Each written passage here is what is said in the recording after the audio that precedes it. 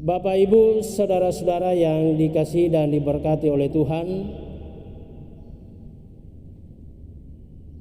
tiba saatnya kita akan membaca dan merenungkan kebenaran firman-Nya.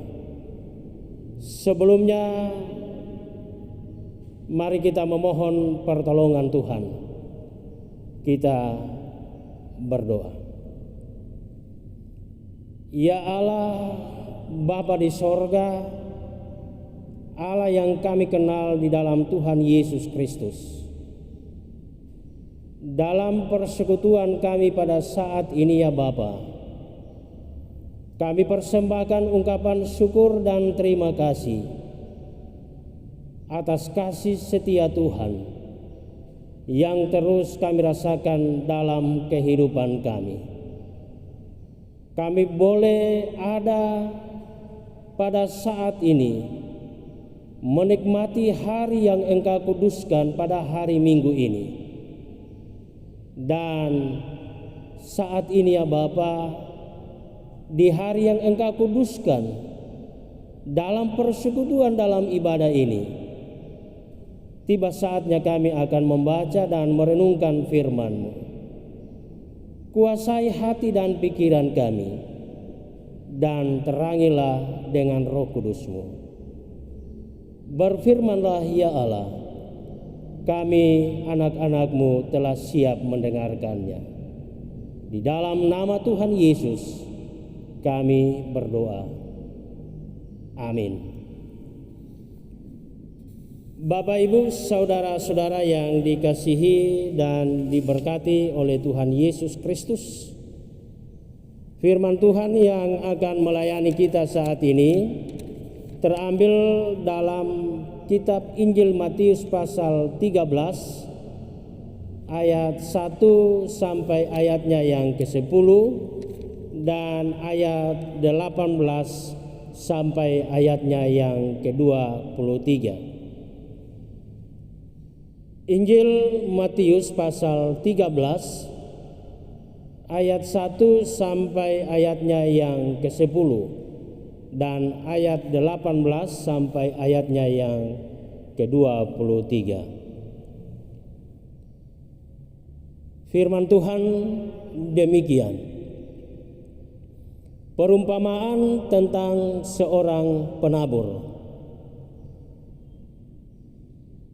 Pada hari itu keluarlah Yesus dari rumah itu dan duduk di tepi danau. Maka datanglah orang banyak berbondong-bondong, lalu mengerumuni dia, sehingga ia naik ke perahu dan duduk di situ. Sedangkan orang banyak semuanya berdiri di pantai. Dan ia mengucapkan banyak hal dalam perumpamaan kepada mereka. Katanya, adalah seorang penabur keluar untuk menabur. Pada waktu ia menabur, sebagian benih itu jatuh di pinggir jalan. Lalu datanglah burung dan memakannya sampai habis. Sebagian jatuh di tanah yang berbatu-batu, yang tidak banyak tanahnya. Lalu benih itu pun segera tumbuh karena tanahnya tipis. Tetapi sesudah matahari terbit, layulah ia dan menjadi kering karena tidak berakar. Sebagian lagi jatuh di tengah semak duri. Lalu makin besarlah semak itu dan menghimpitnya sampai mati. Dan sebagian jatuh di tanah yang baik lalu berbuah. Ada yang 100 kali lipat, ada yang 60 kali lipat, ada yang 30 kali lipat. Siapa bertelinga, hendaklah ia mendengar. Maka datanglah murid-muridnya dan bertanya kepadanya, mengapa engkau berkata-kata kepada mereka dalam perumpamaan?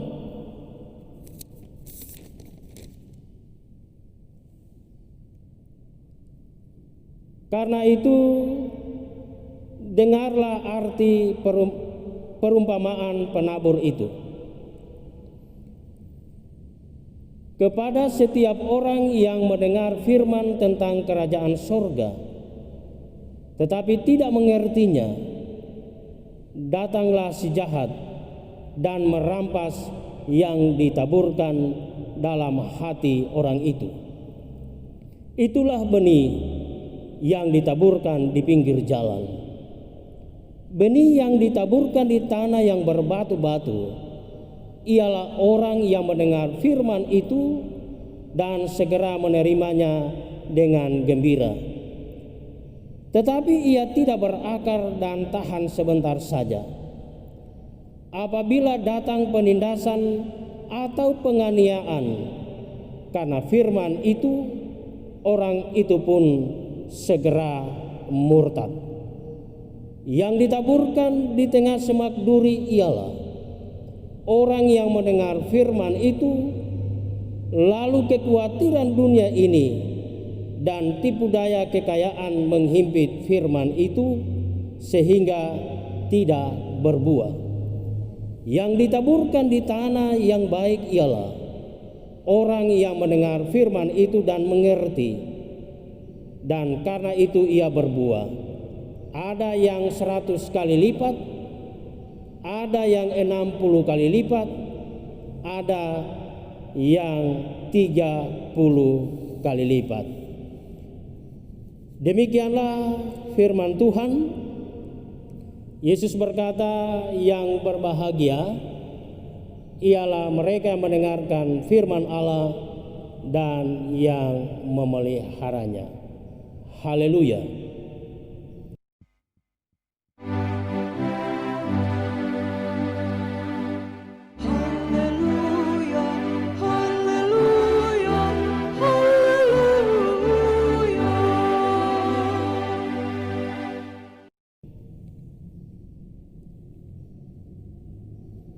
Salam, Bapak Ibu, saudara-saudara yang dikasihi dan diberkati oleh Tuhan. Dari firman Tuhan yang kita baca pada saat ini, yang akan menjadi tema kita dalam perenungan kita, yaitu bertumbuh dalam firman, menolong kita melawan segala keinginan kita. Bertumbuh dalam firman menolong kita melawan segala keinginan kita. Bapak Ibu Saudara yang dikasihi Tuhan, saya percaya bahwa firman Tuhan yang kita baca dan renungkan saat ini tentu bukan hal yang asing bagi kita.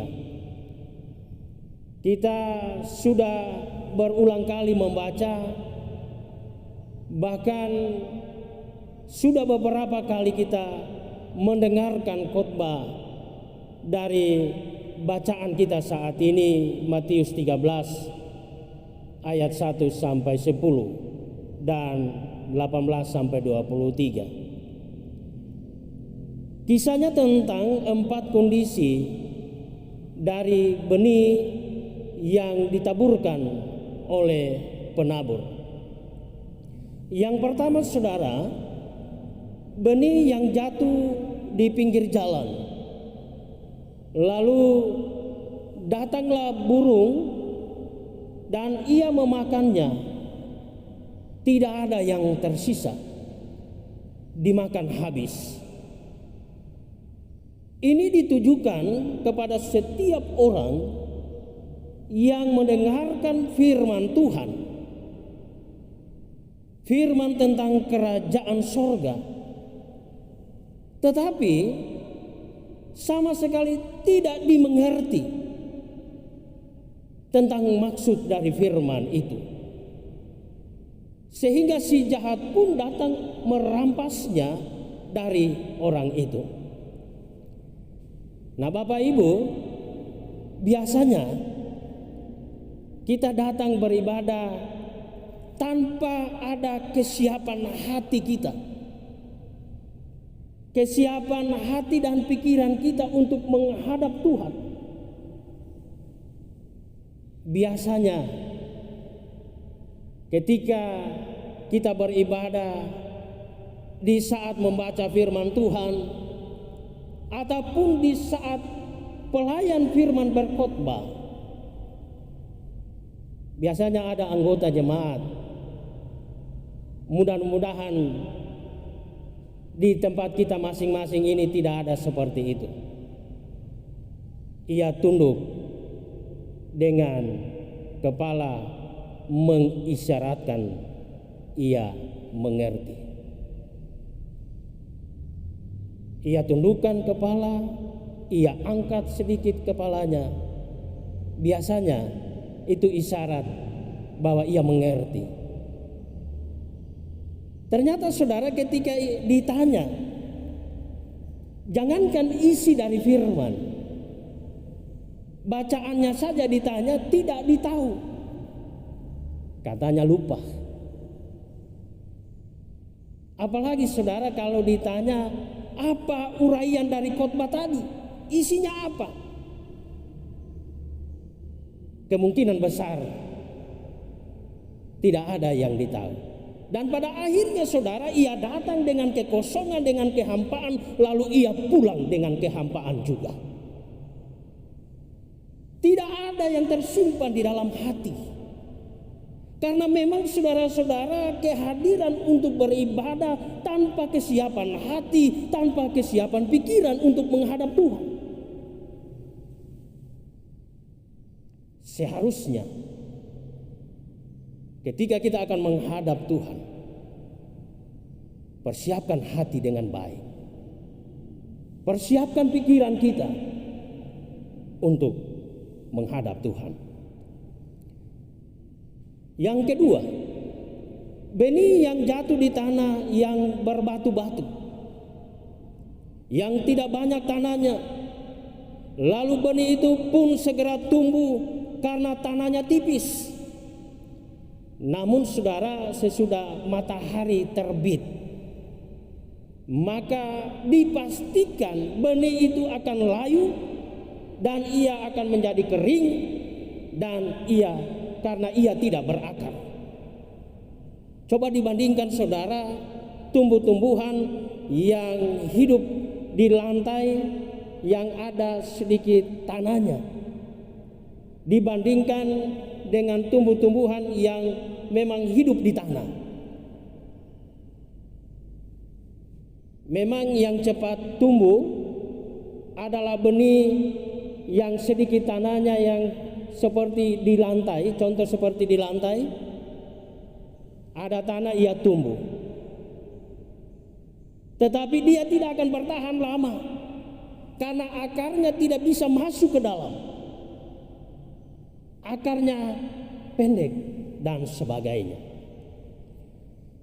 Nah saudara-saudara, ini ditujukan kepada orang yang mendengarkan firman dan ia segera menerimanya dengan gembira, tetapi tidak berakar dan tahan sebentar saja.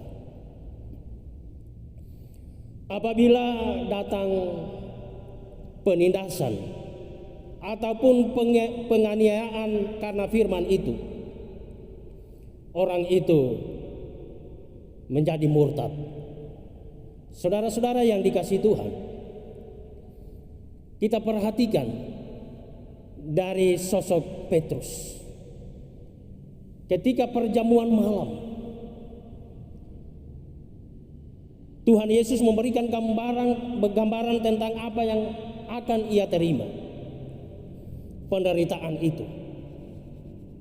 Tetapi apa yang dikatakan oleh Petrus? Dalam Matius pasal 25 jelas dikatakan bahwa Petrus menjawabnya, biarpun mereka semua tergoncang imannya karena engkau, aku sekali-kali tidak. Lalu Tuhan mengatakan, sebelum ayam berkokok, engkau sudah menyangkal aku.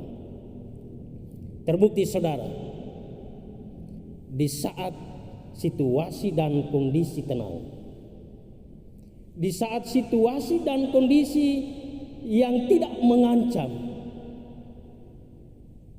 di saat itu dengan berani untuk berkata, walaupun mereka goncang imannya karena engkau, tetapi aku sekali-kali tidak. Berbeda dengan ucapan, dengan apa yang menjadi kenyataan. Dalam situasi dan kondisi yang getir, lalu orang mengatakan, apakah engkau seorang murid Tuhan Yesus? Lalu Petrus mengatakan, aku tidak mengenal dia. Nah saudara-saudara, dalam kehidupan kita di dunia ini, oleh karena firman Tuhan yang diberitakan, yang pasti akan terjadi, yang namanya penindasan, penganiayaan, ancaman berbagai hal yang akan dirasakan oleh umat yang percaya kepada Tuhan Yesus. Karena firman, oleh karena Injil Yesus Kristus, kita diperingatkan tentang hal itu. Kemudian saudara-saudara, yang ketiga, benih yang jatuh di tengah semak duri, lalu makin besarlah semak itu dan menghimpitnya sampai mati.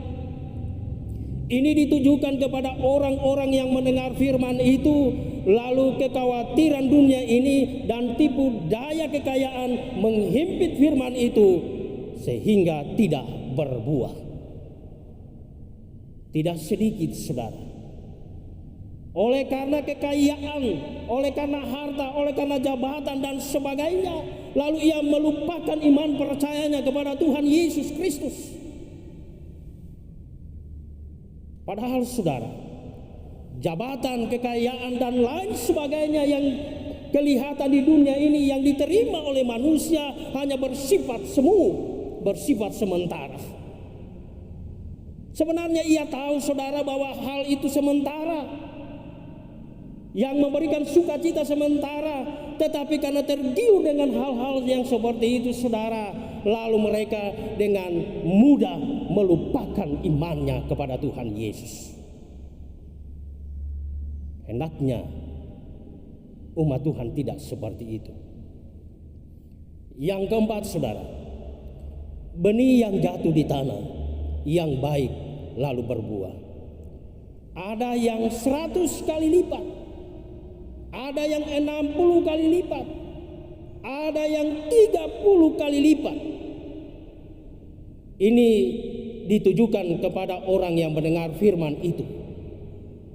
Tidak hanya menjadi pendengar firman yang setia, tetapi benar-benar firman yang ia dengar dan ia mengerti.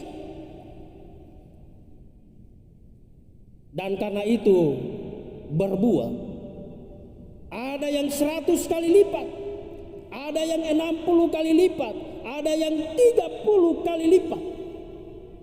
Itu gambaran orang yang menerima firman dan ia mengerti. Lalu pada gilirannya, dari setiap firman yang didengar dan ia mengerti, tidak hanya sebatas itu, tetapi ia berlakukan, ia praktekkan di dalam kehidupannya. Itulah benih yang ditabur di tanah yang subur. Bapak Ibu saudara-saudara yang dikasihi dan diberkati oleh Tuhan Yesus Kristus. Namun bagi kita sekalian, dengan jujur, ketika ditanyakan kepada kita, mau hidup seperti dalam perumpamaan benih yang ditaburkan di tanah yang subur, saudara dan saya mau seperti itu. Mendengar firman, mau mendengarkan firman, dan siap untuk mengerti, keinginan untuk mengerti tentang firman dan untuk melakukannya. Tetapi saudara dan saya mau menerima atau tidak, tetapi dengan jujur kita harus mengakui bahwa pada kenyataannya kita sebagai manusia biasa bisa saja menjadi seperti benih yang pertama, benih yang kedua, benih yang ketiga. Apabila kita membaca kisah Esau dan Yakub dalam Kejadian pasal 25, dalam hubungan dalam kerangka dengan Injil yang kita baca dan renungkan pada saat ini, kita bisa saja melihat bahwa Esau kalah dalam keinginan dagingnya, oleh keinginan dagingnya yang lelah dan lapar, sehingga dengan mudah ia menjual hak kesulungannya kepada adiknya Yakub. Ditambah lagi Esau kalah oleh tipu daya Yakub yang menginginkan hak kesulungan kakaknya. Kondisi Esau ini saudara-saudara mirip dengan kondisi benih yang ketiga, dan ini juga bisa terjadi kepada siapa saja, kepada umat Kristen yang hidup pada zaman sekarang ini. Sebagai manusia biasa, keinginan daging pasti kerap muncul dan tidak jarang menguasai diri kita. Namun saudara, apakah kita harus terus takluk oleh hal seperti itu? Untuk itulah Rasul Paulus dalam kitabnya, kitab Roma pasal 8 ayat 2 dan 9 mengingatkan kita bahwa kita memiliki dan dimiliki oleh Kristus. Paulus menuliskan, Roh yang memberi hidup telah memerdekakan kamu dalam Kristus. Dan hukum dosa dan hukum maut kamu tidak hidup dalam daging, melainkan dalam roh, jika memang roh Allah diam di dalam kamu. Tetapi jika orang tidak memiliki roh Kristus, ia bukan milik Kristus. Hal ini mengingatkan kita agar tidak takluk dalam jerat keinginan daging yang demikian. Kita harus ingat, kita harus menyadari tentang identitas kita sebagai yang telah dimerdekakan oleh Kristus dan memiliki roh Kristus dalam diri kita. Itulah sumber kekuatan bagi kita.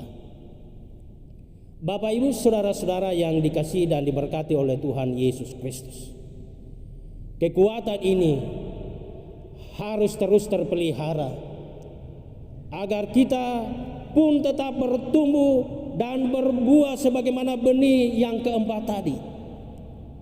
Lalu pertanyaannya saudara, bagaimana caranya supaya bertumbuh dan berbuah? Mari saudara, saya mengajak kita semua, mari kita belajar dan memulai dari hal-hal yang sederhana. Tidak usah kita berbicara yang terlalu besar, yang sederhana, dan mari kita melakukannya secara konsisten. Sebagai contoh saudara, membaca Alkitab tiap hari. Kita bisa mengatur waktu kita saudara, sesibuk apapun kita, mari kita menyiapkan waktu kita untuk membaca dan merenungkan firman Tuhan. Sebab kadangkala saudara, dengan berbagai kesibukan kita lupa untuk membaca firman Tuhan yang menjadi dasar petunjuk untuk menjalani kehidupan di dunia ini.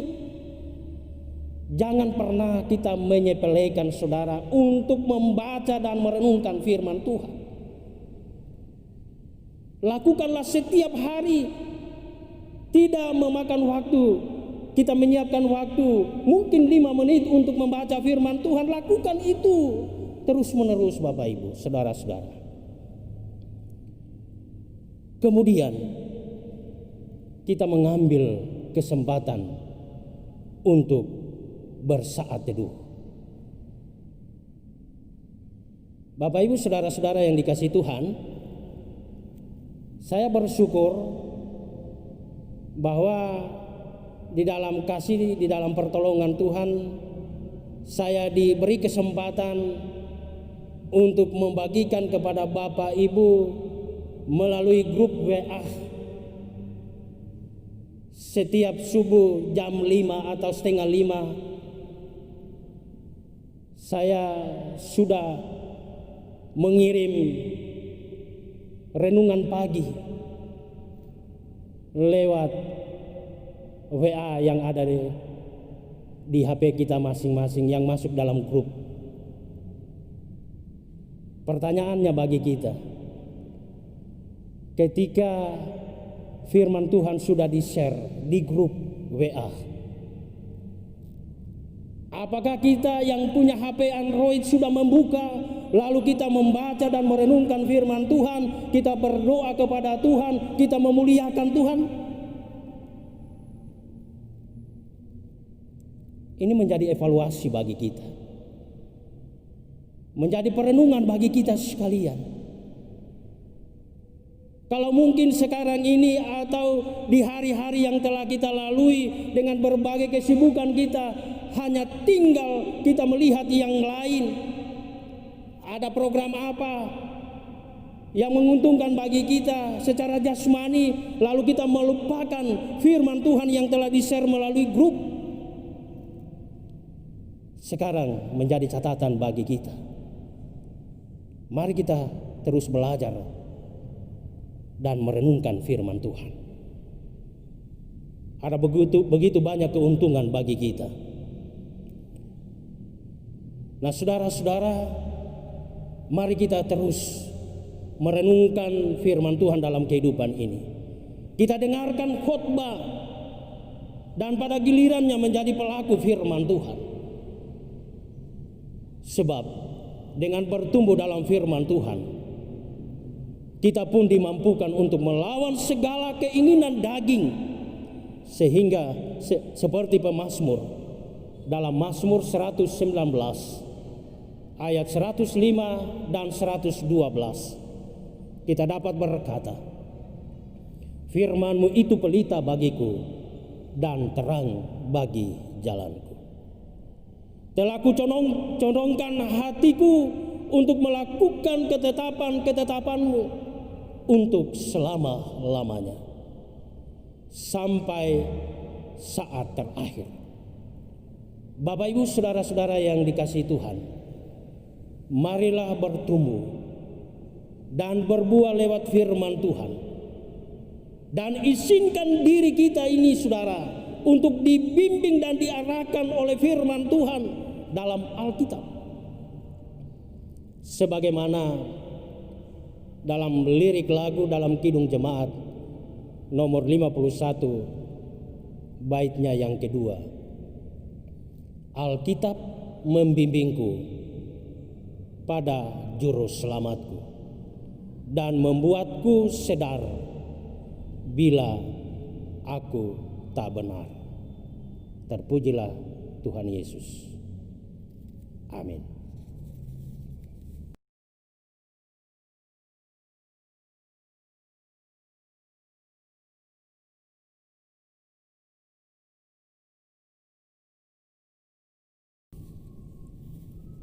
Bapak Ibu, saudara-saudara yang dikasihi dan diberkati oleh Tuhan Yesus Kristus, tiba saatnya kita akan masuk dalam doa syafaat.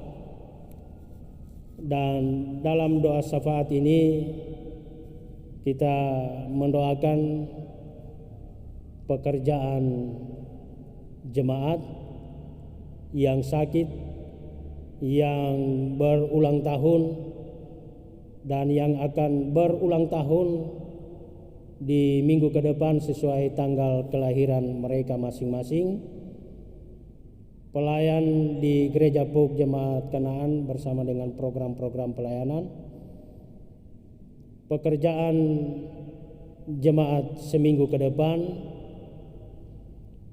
Pergumulan atas situasi dan kondisi kita saat ini dalam menghadapi virus COVID-19.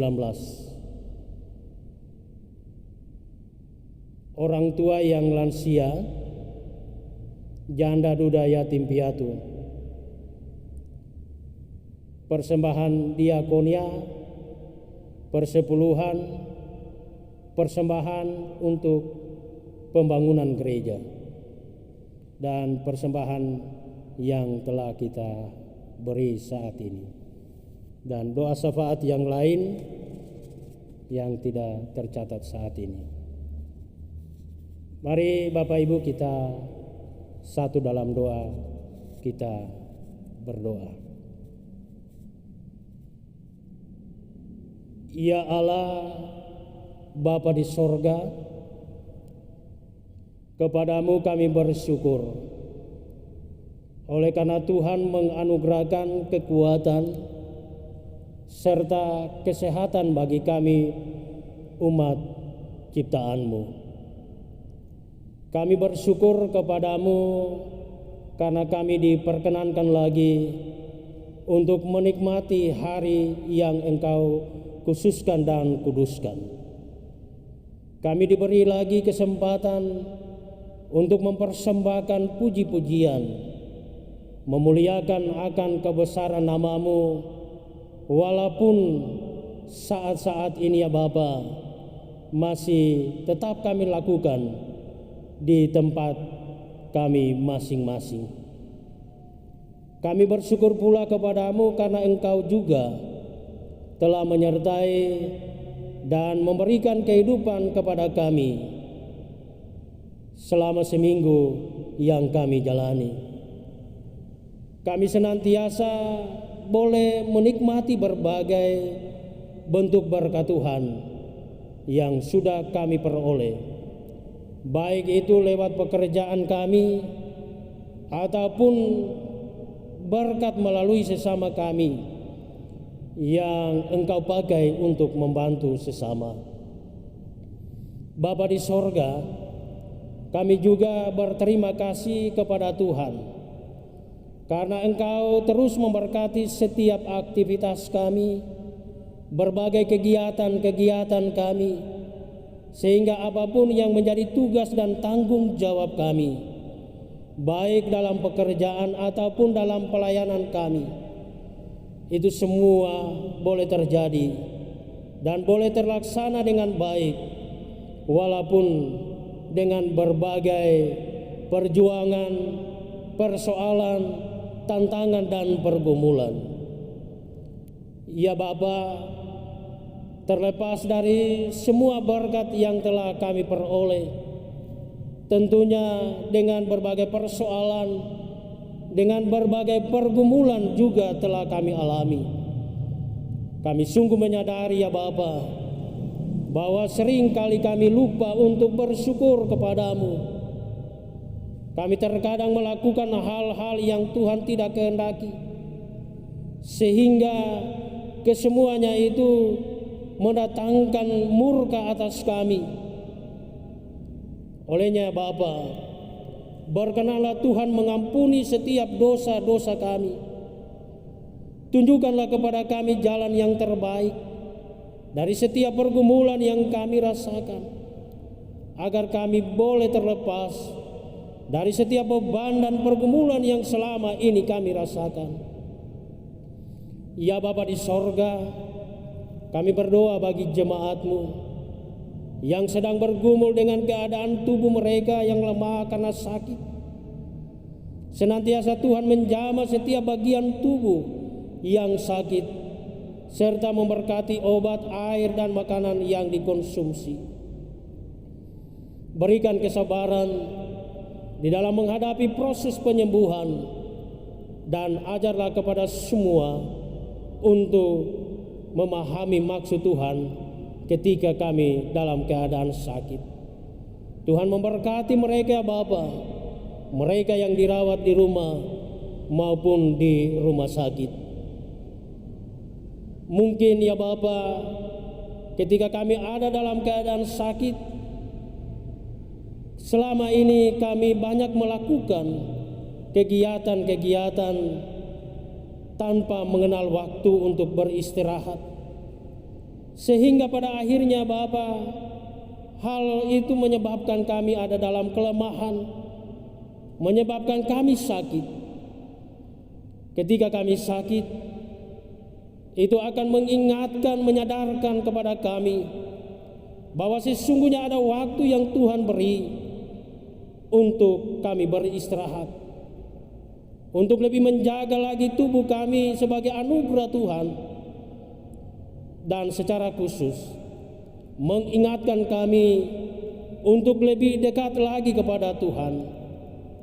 Untuk itu ya Allah, seluruh proses penyembuhan kami serahkan di dalam tangan pengasihan-Mu. Terima kasih Tuhan, karena Engkau memberi waktu buat kami untuk merenungkan dan mengevaluasi kehidupan kami melalui pembacaan dan perenungan firman-Mu saat ini.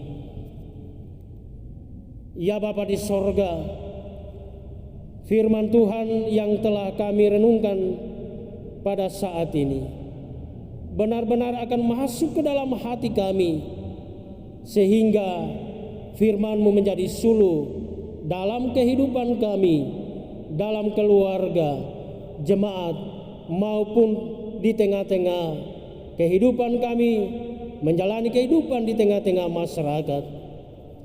Ya Bapa di sorga, di saat ini juga kami berdoa untuk kekasih-kekasih kami yang boleh bersuka cita dan bersyukur atas segala rahmat anugerah Tuhan yang telah Tuhan nyatakan di tengah-tengah kehidupan mereka. Melalui ketambahan usia setahun, kami sungguh menyadari ya Bapa, bahwa tanpa pemeliharaan-Mu, tanpa kasih sayang Tuhan, mereka tidak dapat menikmati sukacita dan kebahagiaan. Olehnya Bapa, berkatilah setiap ucapan syukur mereka, sucikan, kuduskan dan terimalah setiap sukacita dan persembahan yang diberikan. Lengkapilah sukacita iman yang boleh mereka rasakan saat ini, dan biarlah senantiasa berkat Tuhan terus mengalir di tengah-tengah kehidupan mereka. Dan ajarlah kami untuk terus-menerus untuk berterima kasih dan mengucap syukur kepada Tuhan, baik di waktu senang, susah, di saat kami sedih, di saat kami bergumul, dalam berbagai situasi dan kondisi apapun yang kami alami. Demikian juga kami berdoa bagi program pelayanan serta pelayan yang ada di Gereja POG Jemaat Kanaan yang melaksanakan tanggung jawab sesuai kapasitas bidang mereka masing-masing. Kiranya boleh berjalan dengan baik, biarlah senantiasa semangat, kerjasama di antara kami akan terus terpelihara dengan baik, sehingga program-program yang ada boleh dilaksanakan dengan sebaik-baiknya. Kesemuanya ini ya Bapa, untuk kemuliaan Tuhan, untuk persekutuan yang indah yang ada di Gereja Jemaat Kanaan. Kiranya Bapa, di sepanjang minggu ke depan Tuhan menganugerahkan kesehatan, kemampuan, keselamatan di dalam melaksanakan tanggung jawab masing-masing. Baik kami sebagai orang tua, baik sebagai anak-anak, seluruh kehidupan kami sepanjang minggu ke depan kami serahkan di dalam tangan kasih-Mu. Ya Bapa di sorga, kami terus mendoakan untuk keadaan, situasi dan kondisi kami saat-saat ini. Sungguh ya Bapa, ini menjadi pergumulan bagi kami atas pandemi COVID-19 yang membuat banyak orang yang sakit dan membuat banyak orang yang harus berpisah dengan keluarga mereka meninggalkan dunia ini. Bapa, kami memohon kepadamu, berikanlah kesembuhan dan keselamatan bagi penderita COVID-19 dengan penyakit-penyakit yang lain, mereka yang saat ini sedang dirawat di rumah sakit ataupun dirawat di rumah mereka masing-masing. Berikanlah berkat-Mu agar mereka semua dilindungi, dijauhkan dari maut. Berkenanlah Tuhan menyembuhkannya, sehingga mereka dapat kembali melaksanakan kegiatan-kegiatan mereka seperti sedia kala.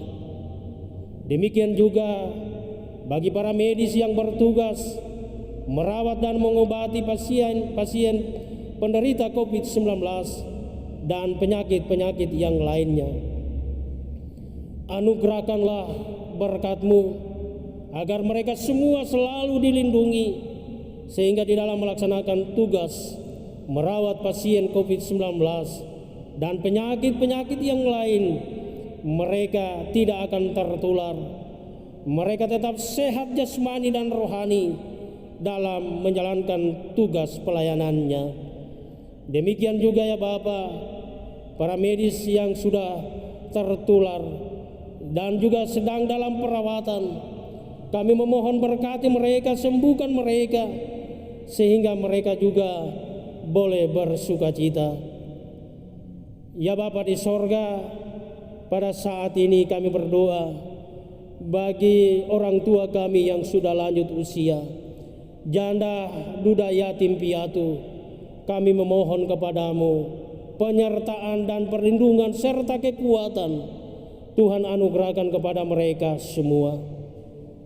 Saat ini ya Bapa, kami telah memberi persembahan syukur sebagai tanda syukur dan terima kasih kami kepadamu. Kiranya Tuhan berkenan memberkati persembahan yang kami beri saat ini. Demikian ya Bapa, kami berdoa bagi kekasih-kekasih kami yang boleh bersukacita dan mempersembahkan persembahan syukur kepada Tuhan, baik untuk persembahan diakonia, untuk pembangunan gereja, persembahan persepuluhan, dan persembahan-persembahan yang lainnya.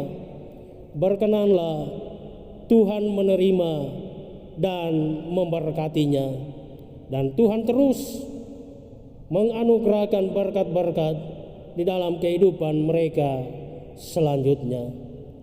Ya Bapa di sorga, kami memohon penyertaan-Mu pada seminggu yang akan kami jalani ke depan. Kami percaya bahwa di dalam pertolongan Tuhan kami boleh menerima kekuatan, kesehatan serta keselamatan yang akan membuat kami boleh bersukacita. Inilah doa permohonan kami, ungkapan syukur kami yang kami sampaikan di dalam nama Tuhan kami Yesus Kristus. Amin.